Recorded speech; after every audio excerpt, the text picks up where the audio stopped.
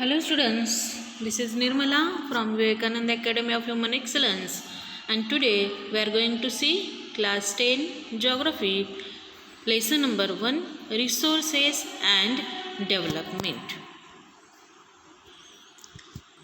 When we are going to see this lesson, first of all we will see what is meant by resource. That is everything available in our environment which can be used to satisfy our needs, provided it is technologically accessible, economically feasible, and culturally acceptable, can be termed as resource. Everything which is around us, which fulfill our needs, which satisfy our needs, all those substances are called as a resource. Three types of resources we are seeing here in this diagram. You can see here that physical environment or natural environment we can see, as well as here institutions and technology. These three are the resources, and all these three are the part of these resources, which is important thing, that is human being. Without human being, all these three resources does not have any value. We can't imagine also the use of these three resources without human being. Then we will see classification of resources. In that, three main types are there: natural resources, human resources, and human made resources. Again, bifurcation or classification of natural resources, it is in renewable resources and non-renewable resources. In human resources, structures and institutions, quantity and quality. These are the sub-points of this classification. As we see, renewable resources again are classified in biological or continuous or flow, like wind is there, water. These are in continuous renewable resources. Biological, natural vegetation and wildlife is there. And in non-renewable resources, again two types we will see: recyclable resources and non-recyclable resources. As we see, we have seen human made resources also here, and human resources we have seen, and human made resources also are there. The types of resources on the basis of origin is the first type. In that two types are there: biotic resources and abiotic resources. Biotic resources are those in which all living organisms in our environment are called biotic resources. All the living organisms are included in it. For example, trees, animals, insects, etc. Abiotic resources are those which are non-living things present in our environment. So all the non-living organisms, non-living things are included in abiotic resources. For example, earth, air, water, metals, rocks, etc. So these two types are under the basis or on the basis of origin. Next, second type is on the basis of exhaustibility. In that, two types we will see: renewable resources and non-renewable resources. Renewable resources are those which are renewed sometimes, or within a short period of time these will be renewed. Those are called as renewable resources. So what is this renewable resource means? The renewable resources are which can be renewed after a short period of time. For example, agricultural crops, water, forest, wildlife, these are renewable resources. Non-renewable resources are those which can't be renewed, which can't be replenished after short period of time. It takes millions of years to form by nature. It takes millions of years to form by nature. Human being can't produce those things. For example, fossil fuel or petroleum, coal, diesel, these things are there, or natural gas. These are the resources which are non-renewable resources, or we can't renew it. It takes again millions of years. The third type is on the basis of ownership. In that, four types we will see. First is individual. Resources owned by individuals are called individual resources. For example, land owned by farmers, house or their personal which property, that comes under the individual resources. Only one person or a group of people are the owner of these resources. Then community owned resources are owned by the community or the society. Any society, for example, graveyards, grazing grounds, ponds, burial grounds, parks. These are some places which are owned by the particular community. Those are called as community owned resources. Next comes national resources. These are resources owned by individual nations, or for example government lands are there, roads, canals, railways, as well as under the 12 nautical miles from the seashore, which resources we get, that comes under national resources. International resources are beyond the 12 nautical miles or beyond the 200 kilometers of area. Whatever the resources are there, those are owned by internationally. Those are called as international resources. For example, ocean and sea beyond 200 kilometer of the exclusive economic zone and is called open sea or ocean. No individual country can utilize these resources without the permission of international bodies. After 200 kilometers in the ocean or the sea, no any single country's right is on the resources which are available in the ocean. Without permission, no one can use these resources. The fourth type or this classification is on the basis of status of development. First type is potential resources. Resources which are found in a particular region but not yet used properly. For example, Rajasthan and Gujarat receive plenty of solar energy and have plenty of wind energy, but use of these resources so far has not been developed properly. It means that in Rajasthan and Gujarat, a lot of solar energy and wind energy is available, but still due to lack of technology or due to some lackings, we can't use those resources. Whether we know that whether those are very useful for us, but we don't use still. But yes, we know that this is there, these resources are available. That type of resources are called as potential resources. Second is developed resources. It is very obvious to know developed resources means those resources which we are using currently, like petroleum we are using or natural gas we use for our purposes. Those are called as developed resources. Resources which are developed and surveyed for utilization and are being used in present time are known as developed resources. It means the resources nowadays currently in present time which we are using, those are called as developed resources. Third type is stock.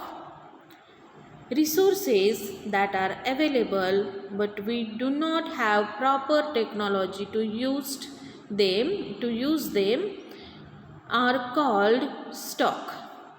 For example, water is made of oxygen and hydrogen, which can be used as a fuel, but because of lack of proper technology, these are not being used.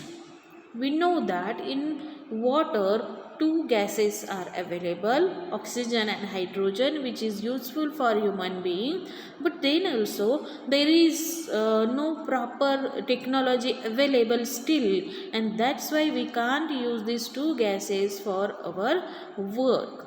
And these types of resources are called as stock, which is stocked, or which is kept for the future. When technology will be available, yes, we are going to use it definitely.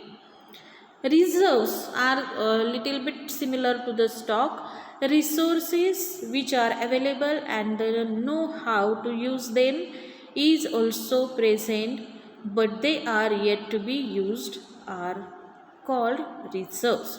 When we have seen stock, lack of technology is there, so we don't use.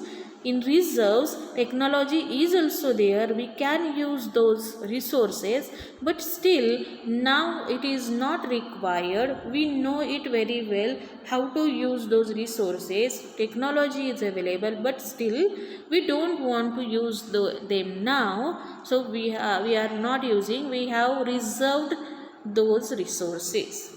For example, river water, which is not used to generate electricity, or somewhere it is used, but still we are waiting for all the water, or maximum water can be used to produce the electricity.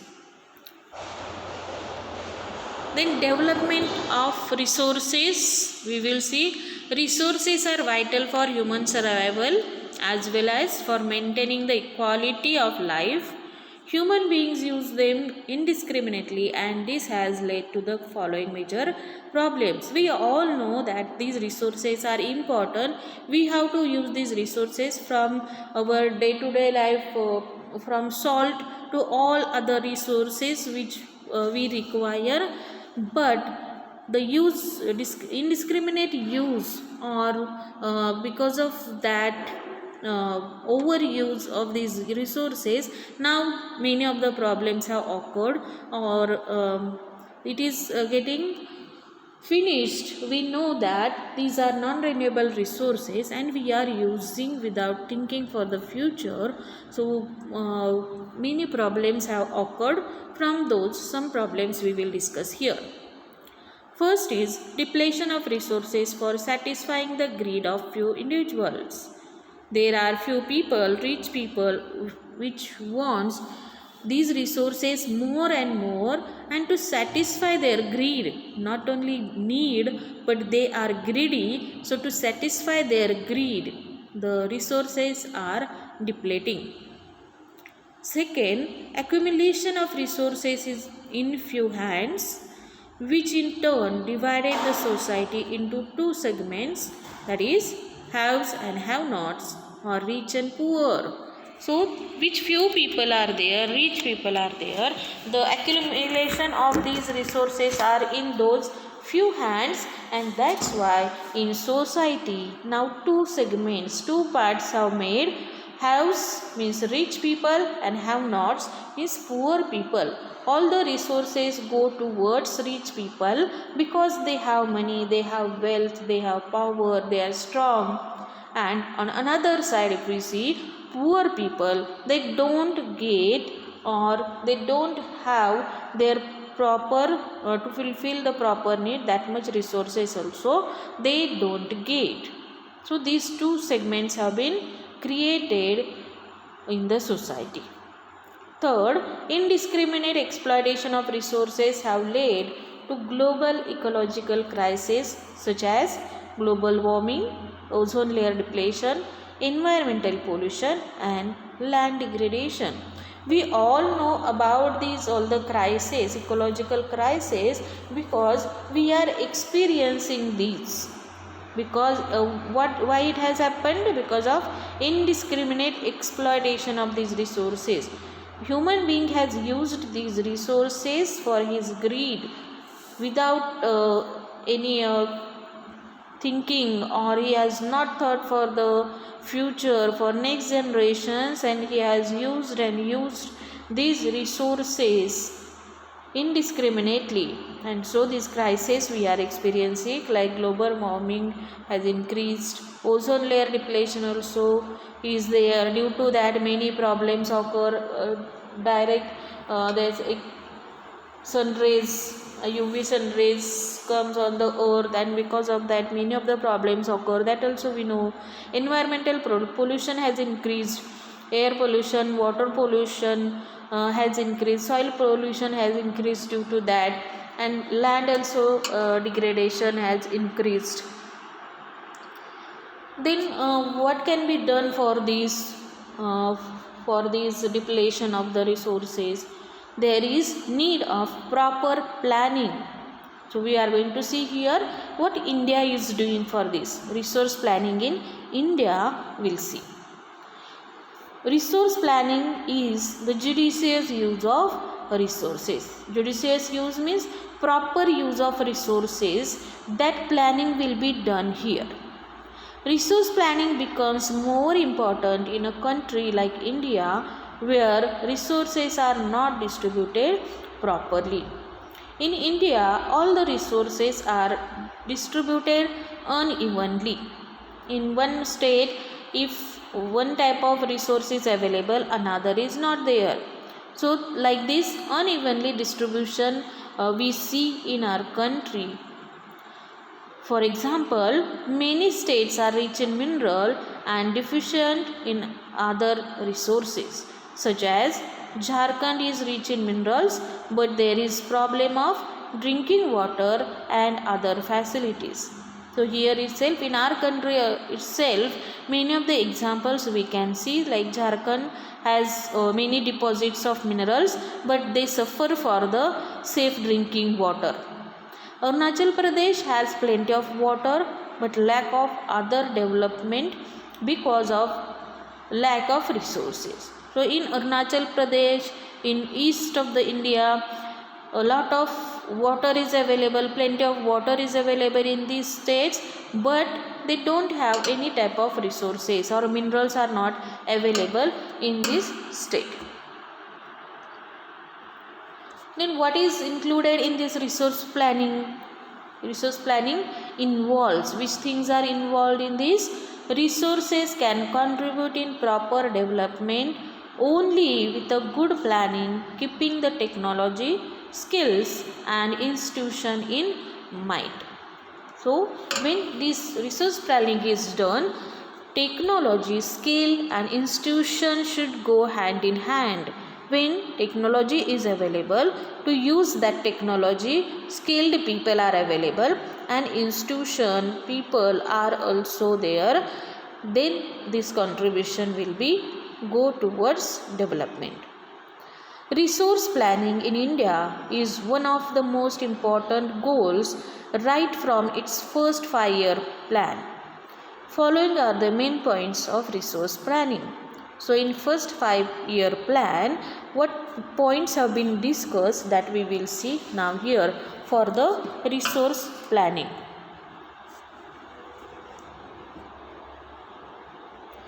Making of inventory of resources after their region wise identification across the country. First of all, surveys should be done, that in which region, in which state, in which area, which types of resources are available, its quantity and quality should be identified.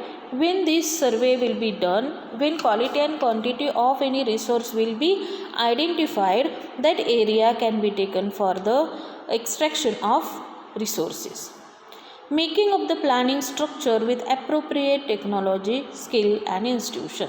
Then when once survey has done, when now government will know about the region where these resources are available, identification will be done. Then the second part comes, that is structure should be planned, which should be appropriate with the proper technology, with skilled people and the institution, means whatever the equipments are required, building, which types of machines should require, all those should be prepared. matching of resource plan with development plan, etc. Third and important part comes here, that whatever the resource plan is done, that should be matched with the development plan of the country. It should not go away from each other. It should go together. Resource plan and development plan of country should match with each other. The next part is again most important, that is conservation of resource. Overuse of resources creates many socio-economic problems. Many leaders and thinkers have been advocating for the judicious use and conservation of resources. So here it is most important that we have to think, or which leaders and thinkers have been told, we have to follow that. Gandhiji has told here that there is enough for everybody's need and not for anybody's greed. We have to keep in mind that what he has told before many years, that in nature, in environment, there is enough for our need. Whatever your needs are there, that will be fulfilled by the nature, but not for anybody's greed. If you will become greedy, if you will overuse these resources, then that is not enough for you. He thought that exploitative nature of modern technology is the root cause for depletion at global level. And what is the main cause for this? That modern technology, and which type of modern technologies? It is exploitative. It is using these resources exploitatively, or overuse is going on, and that is the main cause, root cause for this depletion at global level, not only in our country, but it is at global level. He believed in the production by masses and not in the mass production. He believed that production should be by masses, means production should be from different places. Many of the places should do production, not in the mass production. Only one or two places will produce and others will use that. It should not happen. He believed in the production by the masses. Thus, conservation of resources at various levels becomes most important. It is required now to conserve these resources at various levels from everyone. Everyone must be the part of conservation of these resources. Resources can be conserved only with their judicious use. And when we can conserve these resources? When we will reduce the use of these resources, or we will use these resources very properly when it is required. If we will use, then that is only called as conservation of resources. The next part we will say, that is soil. Soil is again most important resource.